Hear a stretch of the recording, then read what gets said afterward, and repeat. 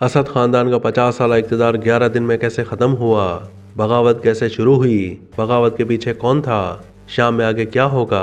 شام میں اسد خاندان کے 50 سے زائد سالوں پر محیط دور حکمرانی کا خاتمہ صرف 11 دن میں اس وقت ہوا جب اپوزیشن فورسز نے ایک بڑی کارروائی کے بعد دارالحکومت دمشق پر کنٹرول حاصل کر لیا۔ بشار الاسد حکومت کے خلاف اپوزیشن کے باغیوں کی حالیہ کارروائیوں کے آغاز سے اسد حکومت کے خاتمے تک کب، کیا اور کیسے ہوا، اس کا مختصر احوال کچھ اس طرح ہے۔ دارالحکومت کی آزادی کا اعلان 8 دسمبر کی صبح دارالحکومت میں داخل ہونے کے بعد حیات تحریر الشام کی اپوزیشن فورسز نے صدر بشار الاسد کے اقتدار سے شام کو آزاد قرار دے دیا۔ رپورٹس کے مطابق باغیوں کے دمشق میں داخل ہونے کے بعد سابق صدر بشار الاسد دمشق سے فرار ہو گئے، جس کے بعد افواہیں سامنے آئیں کہ ان کا جہاز کریش ہو گیا اور ممکنہ طور پر بشار الاسد اپنے خاندان کے ہمراہ جاں بحق ہو گئے۔ تاہم بعد میں ان افواہوں نے دم توڑ دیا جب روسی ذرائع سے یہ خبر سامنے آئی کہ بشار الاسد ماسکو میں ہے اور روس نے انہیں بشمول اہل خانہ سیاسی پناہ دے دی ہے۔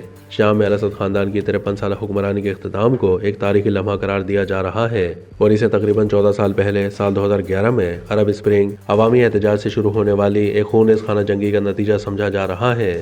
بغاوت کیسے شروع ہوئی؟ شام میں اپوزیشن جنگجوؤں کے ایک اتحاد نے 27 نومبر کو حکومت کی حامی فورسز کے خلاف ایک بڑی کارروائی کا آغاز کیا۔ اس کارروائی کے تحت پہلا حملہ ادلب اور حلب کے درمیان فرنٹ لائن پر کیا گیا۔ اپوزیشن فورسز 3 دن کے اندر شام کے دوسرے بڑے شہر حلب پر بھی قبضہ کرنے میں کامیاب ہو گئی۔ بغاوت کے پیچھے کون تھا؟ الاسد حکومت کے خلاف اس مہم کی قیادت حیات تحریر الشام کے سربراہ ابو محمد الجولانی کر رہے تھے، جس میں ان کے ساتھ نیشنل فرنٹ فار لبریشن، احرار الشام، جیش الاضحیٰ اور نور الدین الزنگی تحریک سمیت اپوزیشن کے دیگر گروہ بھی شامل تھے، جبکہ ترکی کی حمایت یافتہ شامی نیشنل آرمی کے گروپس بھی اس کارروائی کا حصہ رہے۔ بشار الاسد کی حکومت اتنی جلدی کیسے گری؟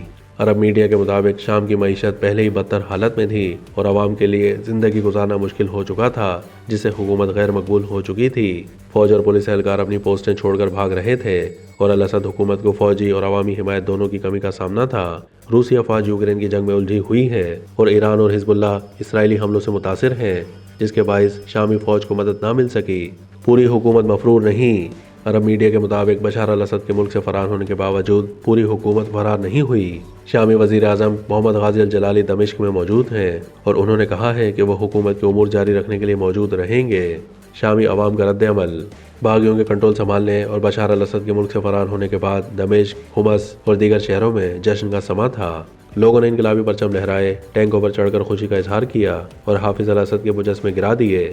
مساجد میں دعائیں کی گئیں اور عوامی مقامات پر لوگ جشن مناتے اور نعرے لگاتے رہے۔ سدنایا جیل میں کیا ہوا؟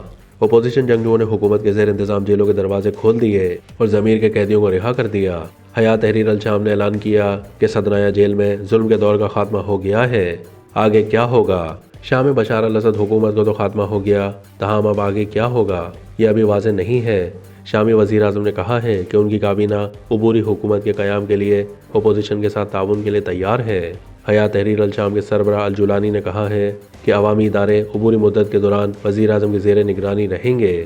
عرب میڈیا کے مطابق ماہرین کا کہنا ہے کہ اگر تمام فریق تعاون کریں تو شام کے لیے بہتر مستقبل ممکن ہے۔